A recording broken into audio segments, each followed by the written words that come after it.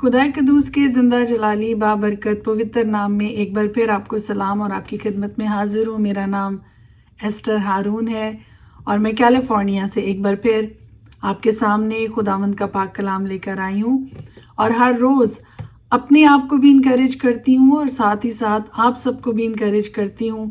हर वो शख्स जो मेरे साथ इस रीडिंग प्लान में शामिल है और अगर अभी तक नहीं भी शामिल है तो आज से अभी से आप इस रीडिंग प्लान में मेरे साथ शामिल हो सकते हैं। किसी खादिम ने बहुत खूब ये कहा है कि बगैर दुआ किए कलाम ना पढ़िए और कलाम पढ़े बगैर दुआ ना कीजिए, क्योंकि ये दोनों ही आपस में इंटरलिंक्ड है, इस तरह से जुड़ी हुई हैं ये दोनों चीज़ें। अगर आप सिर्फ बाइबल ही पढ़ते हैं, सिर्फ आप वर्ड पे ही आप ज़्यादा ध्यान देते हैं और आप दुआ नहीं करते हैं, तो इसका मतलब है कि बैलेंस नहीं है। Balance is very important in every aspect of our lives. अगर रूहानी आलम में हम देखें तो इसमें भी हमें बैलेंस की ज़रूरत है। और क्यों ऐसा करने की ज़रूरत है? क्योंकि जब हम कलाम पढ़ते हैं, वो कलाम जो खुदा ने बोला है, खुदा ने कहा है, खुदा के मुंह से निकला है, उस वक्त खुदा आपसे बातें करता है। और जब आप दुआ करते हैं तो आप खुदा से बातें करते हैं।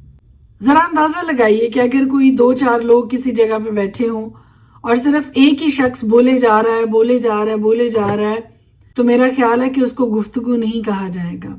फिर वो खताब हो सकता है, वो स्पीच हो सकती है। सो अगर गुफ्तगू कहा जाए कि हम अपने आसमानी बाप से बातें करें, हम आसमानी बाप की सुने, तो जब आप कलाम को सुनते हैं तो उस वक्त खुदा आपसे बोलता है।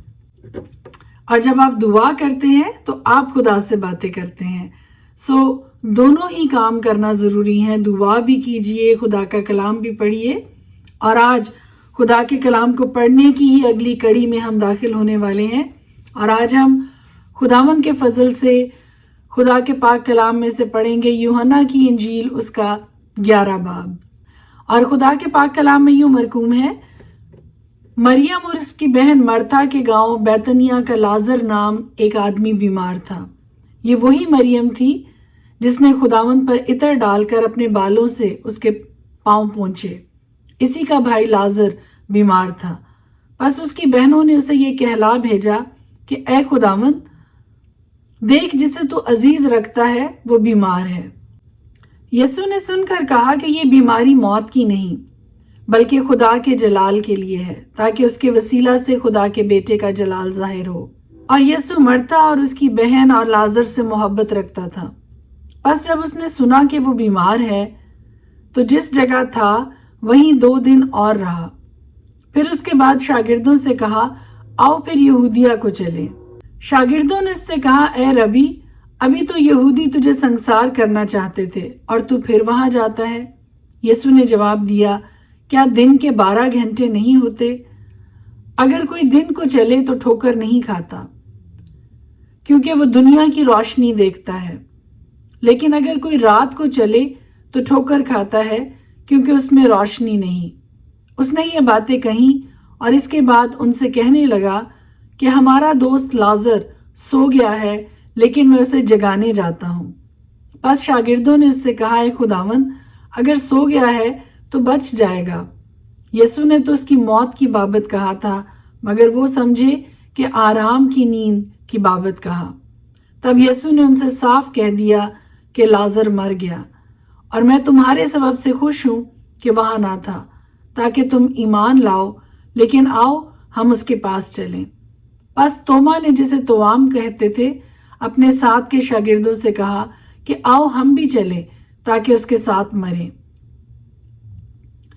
बस यीशु को आकर मालूम हुआ कि उसे कब्र में रखे 4 दिन हुए।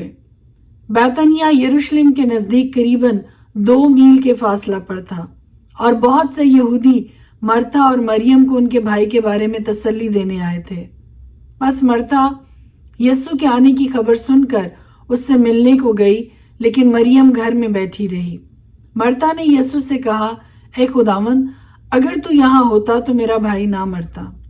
और अब भी मैं जानती हूँ कि जो कुछ तू खुदा से मांगेगा वो तुझे देगा। यीशु ने उससे कहा, तेरा भाई जी उठेगा।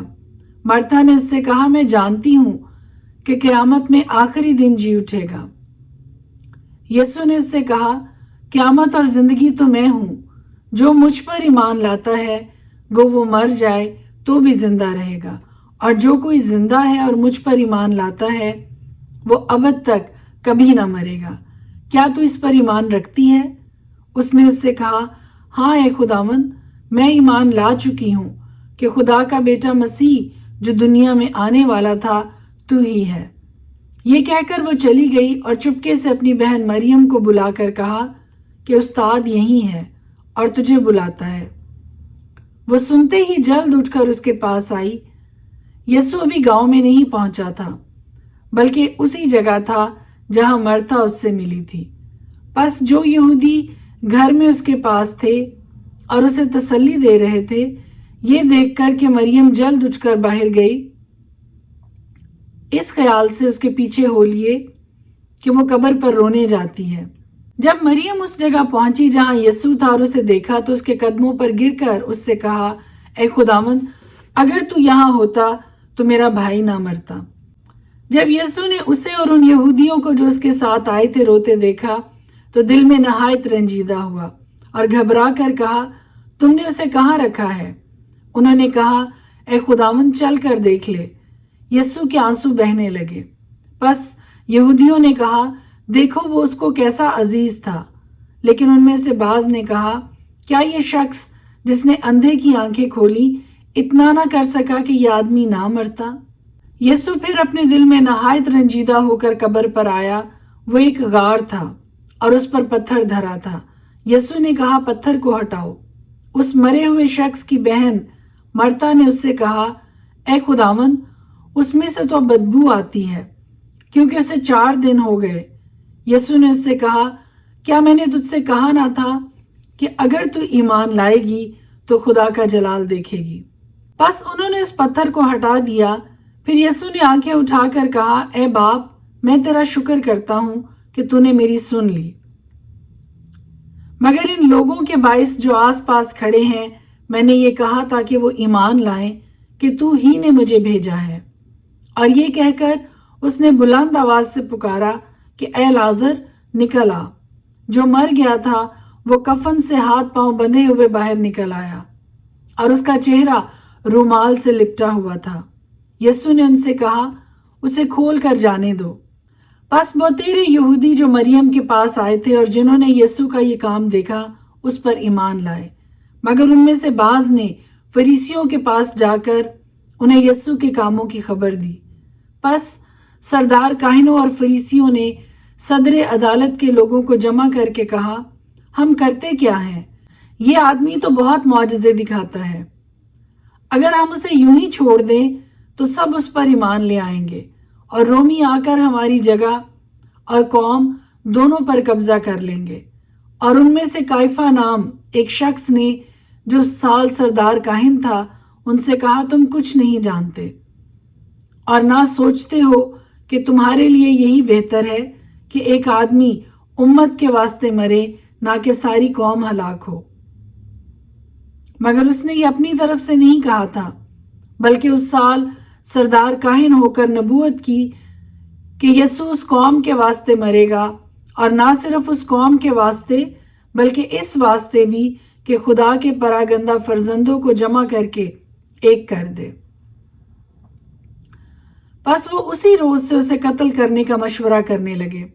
پس اس وقت سے یسوع یہودیوں میں اعلانیہ نہیں پھرا، بلکہ وہاں سے جنگل کے نزدیک کے علاقہ میں افرائیم نام ایک شہر کو چلا گیا اور اپنے شاگردوں کے ساتھ وہیں رہنے لگا۔ اور یہودیوں کی عید فصح نزدیک تھی اور بہت لوگ فصح سے پہلے دیہات سے یروشلم کو گئے تاکہ اپنے آپ کو پاک کریں۔ پس وہ یسوع کو ڈھونڈنے اور ہیکل میں کھڑے ہو کر آپس میں کہنے لگے کہ تمہارا کیا خیال ہے؟ کیا وہ عید میں نہیں آئے گا؟ اور سردار کاہنوں اور فریسیوں نے حکم دے رکھا تھا کہ اگر کسی کو معلوم ہو کہ وہ کہاں ہے تو اطلاع دے تاکہ اسے پکڑ لیں۔ خدا کے پاک کلام کے پڑھے اور سنے جانے پر اس کی خاص برکت ہو۔ خدا کے پاک کلام میں سے پرانے عہد نامہ میں سے میں آپ کے سامنے تلاوت کرنے لگی ہوں ایوب کی کتاب، اس کا 11 باب۔ خدا کے پاک کلام میں یوں مرقوم ہے، تب زوفر نماتی نے جواب دیا، کیا ان بہت سی باتوں کا جواب نہ دیا جائے؟ اور کیا بکواسی آدمی راست ٹھہرایا جائے؟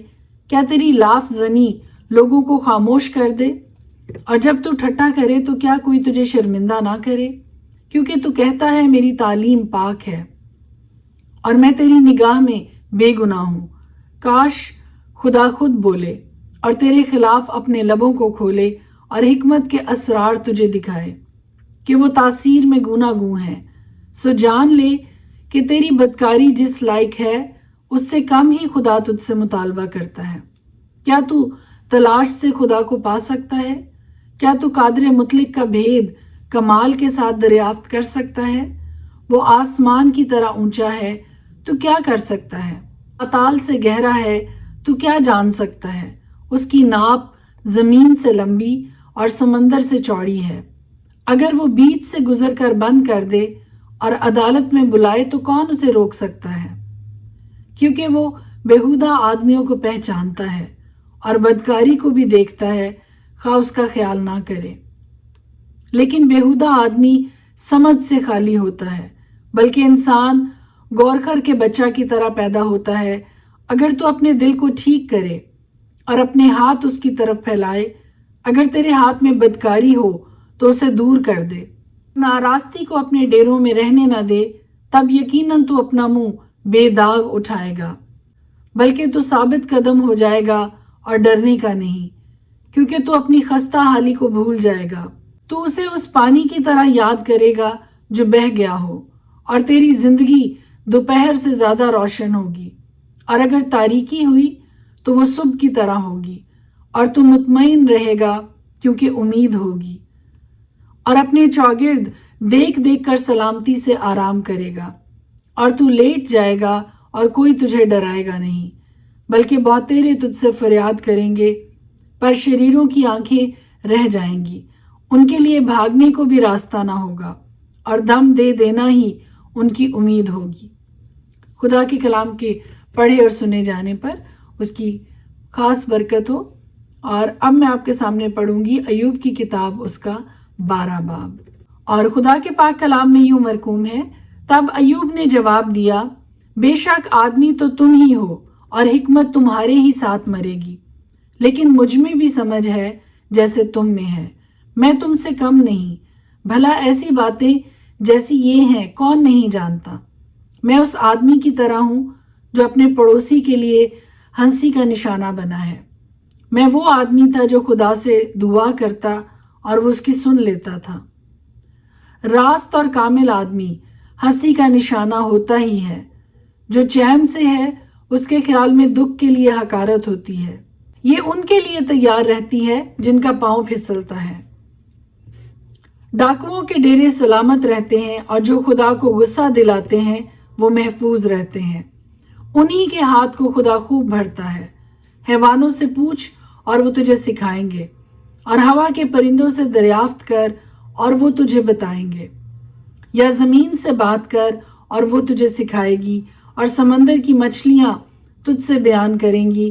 کون نہیں جانتا کہ ان سب باتوں میں خداوند ہی کا ہاتھ ہے جس نے یہ سب بنایا، اسی کے ہاتھ میں ہر جاندار کی جان اور کل بنی آدم کا دم ہے۔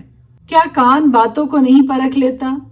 جیسے زبان کھانے کو چکھ لیتی ہے، بڈھوں میں سمجھ ہوتی ہے اور عمر کی درازی میں دانائی۔ خدا میں سمجھ اور قوت ہے، اس کے پاس مصلحت اور دانائی ہے۔ دیکھو وہ ڈھا دیتا ہے تو پھر بنتا نہیں، وہ آدمی کو بند کر دیتا ہے تو پھر کھلتا نہیں۔ دیکھو وہ میوہ کو روک دیتا ہے تو پانی سوکھ جاتا ہے، پھر جب وہ اسے بھیجتا ہے تو وہ زمین کو الٹ دیتا ہے۔ اس میں طاقت اور تاثیر کی قوت ہے۔ فریب کھانے والا اور فریب دینے والا دونوں اسی کے ہیں۔ وہ مشیروں کو لٹوا کر اسیری میں لے جاتا ہے اور عدالت کرنے والوں کو بے وقوف بنا دیتا ہے۔ وہ شاہی بندھنوں کو کھول ڈالتا ہے اور بادشاہوں کی کمر پر پٹکا باندھتا ہے۔ وہ کاہنوں کو لٹوا کر اسیری میں لے جاتا اور زبردستوں کو پچھاڑ دیتا ہے۔ وہ اعتماد والے کی قوت گویائی دور کرتا اور بزرگوں کی دانائی کو چھین لیتا ہے۔ وہ امراء پر حقارت برساتا ہے اور زوراوروں کے کمر بند کو کھول ڈالتا ہے۔ وہ اندھیرے میں سے گہری باتوں کو آشکارا کرتا اور موت کے سایہ کو بھی روشنی میں لے آتا ہے۔